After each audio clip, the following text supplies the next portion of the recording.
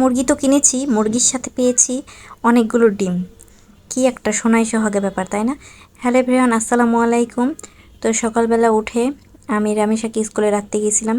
তখন থেকে মেজাজটা অনেক খারাপ, কারণ এই মেয়ে প্রতিদিন সবার আগে স্কুলে যেতে চায়, কিন্তু সে ঘড়ি দেখতে জানে না, অথচ আমাকে খুব বিরক্ত করে। স্কুলে যে কোনো স্টুডেন্ট নেই স্কুলে। হ্যাঁ, তো ওকে রেখে আসার পরে এই যে নাস্তা তৈরি করে ফেললাম।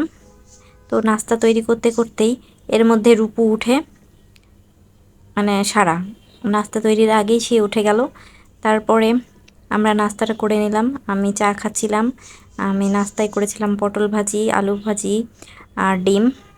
তারপর নাস্তা সেরে আমি রান্নার কাজে চলে আসলাম। তো এখানে আজকে রান্না করব মুরগির মাংস, করলা ভাজি, আর কিছু করব না। এখানে আমি ভাত বসিয়ে দিয়েছি। তো মুরগিটা আমি আলু দিয়ে ঝোল করেছিলাম, যেহেতু দেশি মুরগির মাংস। আর করলাটা আমি একদম লাল লাল করে ভাজি করেছিলাম। তো এই আলু দিয়ে মাংসটা রান্না করতে মানে প্রেশার কুকারে করেছি। আর এই যে করলা ভাজিটা আমি প্রথমে ভাজি করে নেওয়ার পরে লাস্টের দিকে একটু বেশি করে পেঁয়াজ দিয়ে লাল লাল করেছি, যাতে তিতা কম লাগে। তো এর মধ্যেই বাচ্চার বাবা আবার চলে এসছে খেতে। তো এসেই দুইজনকে আগে কোলে নিয়ে ওদের সাথে একটু মজা করলো।